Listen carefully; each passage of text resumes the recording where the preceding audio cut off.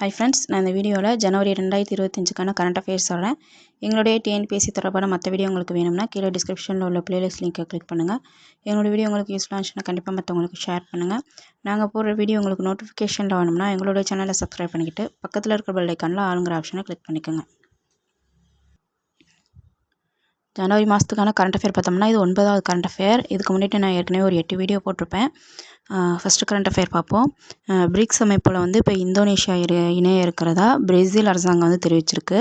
ஏன் பிரேசில் அறிவிச்சிருக்குன்னு பார்த்தோம்னாக்கா, இப்போ இந்த 2025க்கான பிரிக்ஸோட தலைமைத்துவத்தை ஏற்று நடத்துகிறது பிரேசில் தான்.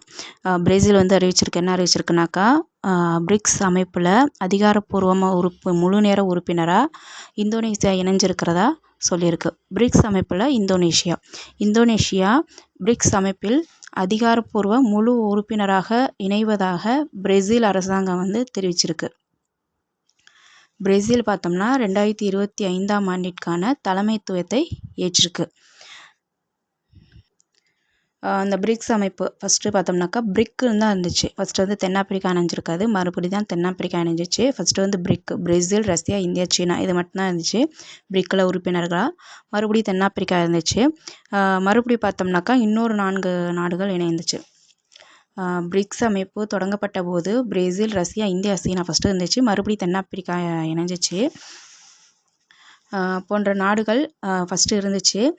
அதுக்கப்புறம் பார்த்தோம்னா பின்னர் விரிவுபடுத்தப்பட்ட இந்த அமைப்பில் தற்போது பார்த்தோம்னாக்கா எகிப்து, எத்தியோப்பியா, ஈரான் மற்றும் ஐக்கிய அரபு சிற்றரசுகள் இதெல்லாம் வந்து இருக்குது. இதோட இப்போ இந்தோனேசியாவும் இணைஞ்சிருக்கு. பிரிக்ஸ் அமைப்பில் இன்னொரு உறுப்பினராக இணைந்த நாடு எதுன்னு பார்த்தோம்னா இந்தோனேசியா. அடுத்த கரண்ட் அஃபேர் பார்த்தோம்னா சகி ஒன் ஸ்டாப் மையம். இது வந்து பெண்களுக்கான மையம். குடும்பத்துக்குள், சமுதாயத்தில் மற்றும் பணியிடத்தில் தனிப்பட்ட மற்றும் பொது இடங்களில் வன்முறையால் பாதிக்கப்பட்ட பெண்களுக்கு ஆதரவு அளிக்கிறதுக்காக அரசால் உருவாக்கப்பட்ட அமைப்பு தான் வந்து இந்த சகி ஒன் ஸ்டாப்ங்கிற மையம். இதோட உதவி எண் பார்த்தோம்னாக்கா 181. சகி ஒன் ஸ்டாப் மையம்ங்கிறது குடும்பத்துக்குள், சமுதாயத்தில் மற்றும் பணியிடத்தில் தனிப்பட்ட மற்றும் பொது இடங்களில் வன்முறையால் பாதிக்கப்பட்ட பெண்களுக்கு ஆதரவு அளிக்கிறதுக்காக அரசால் உருவாக்கப்பட்ட மையம் தான் வந்து இந்த சகி ஒன் ஸ்டாப் மையம். இதன் உதவி எண் பார்த்தோம்னா 181. ஜனவரி 8 வந்து பார்த்தோம்னா பூமியின் சுழற்சி தினம். பூமியின் சுழற்சி தினம் எப்போன்னு பார்த்தோம்னா ஜனவரி 8. அடுத்த கரண்ட் அஃபேர் பார்த்தோம்னா குழந்தை பெறும் தாய்மார்களுக்கு உதவித்தொகை அப்படின்ட்டு எங்கே அறிவிச்சிருக்காங்கன்னு பார்த்தோம்னா ரஷ்யாவில் ஆரோக்கியமான குழந்தைகளை பெற்றிருக்கும் 25 வயதிற்குட்பட்ட தாய்மார்களுக்கு ரூ. 81,000 வழங்கப்படும் அப்படின்ட்டு ரஷ்ய அரசு வந்து அறிவிச்சிருக்கு. குழந்தை பெறும் தாய்மார்களுக்கு உதவித்தொகை எங்கே அறிவிச்சிருக்காங்கன்னு பார்த்தோம்னா ரஷ்யாவில். அடுத்த கரண்ட் அஃபேர் பார்த்தோம்னா ஃப்ளெமிங்கோ திருவிழா. இது எங்கே கொண்டாடுறாங்கன்னு பார்த்தோம்னா ஆந்திர பிரதேசத்தில். இந்த திருவிழா பார்த்தோம்னா ஆந்திர பிரதேசத்தில் இருக்கிற நெல்லப்பட்டுங்கிற பறவைகள் சரணாலயத்தில் கொண்டாடப்பட்டது. இந்த விழாவில் பார்த்தோம்னா ஃப்ளெமிங்கோங்கிற ஒரு வெளிநாட்டு பறவை ஆந்திர பிரதேசத்துக்கு வருவதை கொண்டாடுறதுக்காக இந்த இந்த ஃப்ளெமிங்கோ திருவிழா செய்யப்பட்டிருக்கு. ஃப்ளெமிங்கோ திருவிழா எந்த மாநிலத்தில் கொண்டாடியிருக்காங்கன்னு பார்த்தோம்னா அந்த மாநிலத்தில் இருக்கிற பறவைகள் சரணாலயத்தில், ஆந்திர பிரதேசத்தில் இருக்கிற நெல்லைப்பட்டுங்கிற பறவைகள் சரணாலயத்தில் கொண்டாடப்பட்டிருக்கு. ஃப்ளெமிங்கோ திருவிழா ஆந்திர பிரதேசம். அடுத்த கரண்ட் அஃபேர் பார்த்தோம்னா லெபனான் அதிபராக ஜோசப் அவுன்கிறவங்க நியமனம் செய்யப்பட்டிருக்காங்க. லெபனான் நாட்டின் அதிபர் யாருன்னு பார்த்தோம்னா ஜோசப் அவுன்.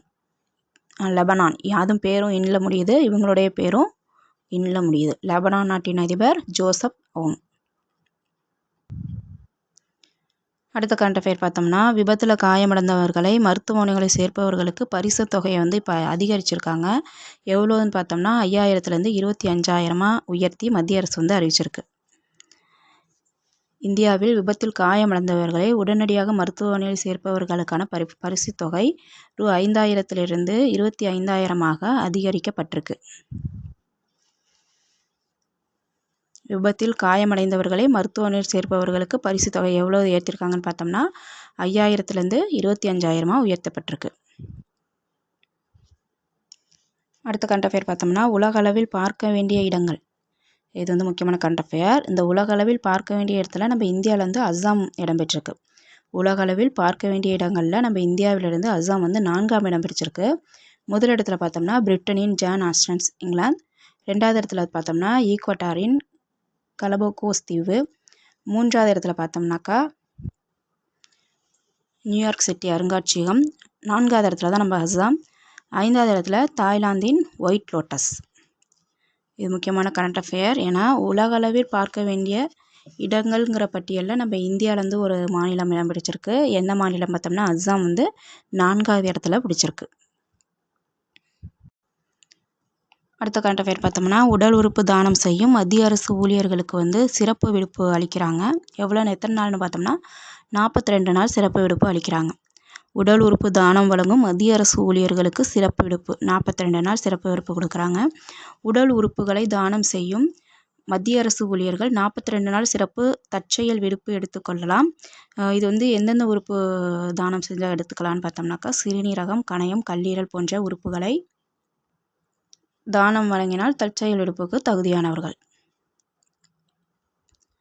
உடல் உறுப்புகளை தானம் செய்யும் மத்திய அரசு ஊழியர்களுக்கு எத்தனை நாட்கள் விடுப்பு எடுப்புன்னு பார்த்தோம்னாக்கா 42 நாள் சிறப்பு விடுப்பு கொடுக்குறாங்க. இது வந்து எந்தெந்த உறுப்பு தானம் செஞ்சான்னு பார்த்தோம்னாக்கா சிறுநீரகம், கணையம் மற்றும் கல்லீரல் இந்த உறுப்புகளை தானம் வழங்கினால்தான் வந்து இந்த சிறப்பு விடுப்பு பொருந்தும்.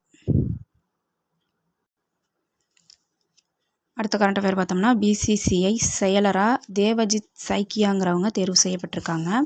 இந்திய கிரிக்கெட் கட்டுப்பாட்டு வாரியமான பிசிசிஐ இந்திய கிரிக்கெட் கட்டுப்பாட்டு வாரியமான பிசிசிஐயோட புதிய செயலாளராக தேவஜித் சைக்கியாங்கிறவங்க தேர்வு செய்யப்பட்டிருக்காங்க.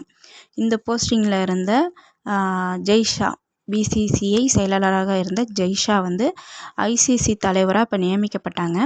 அதுக்கப்புறம் இப்போ இவங்களை தேவஜித் சைக்கியாங்கிறவங்கள பிசிசிஐ செயலாளராக தேவஜித் சைக்கியாங்கிறவங்க தேர்வு செய்யப்பட்டிருக்காங்க.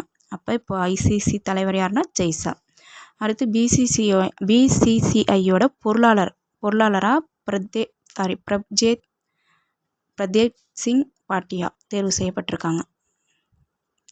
பிசிசிஐ புதிய பொருளாளராக யாரை தேர்வு செஞ்சுருக்காங்கன்னு பார்த்தோம்னா பிரப்ஜேத் சிங் பாட்டியாங்கிறவங்கள தேர்வு செஞ்சுருக்காங்க.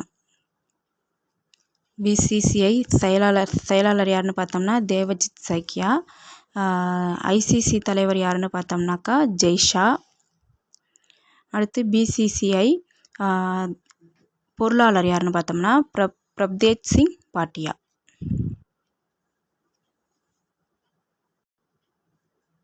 பிசிசிஐ செயலர் யாருன்னு பார்த்தோம்னா தேவஜித் சைக்கியா. தேங்க்யூ.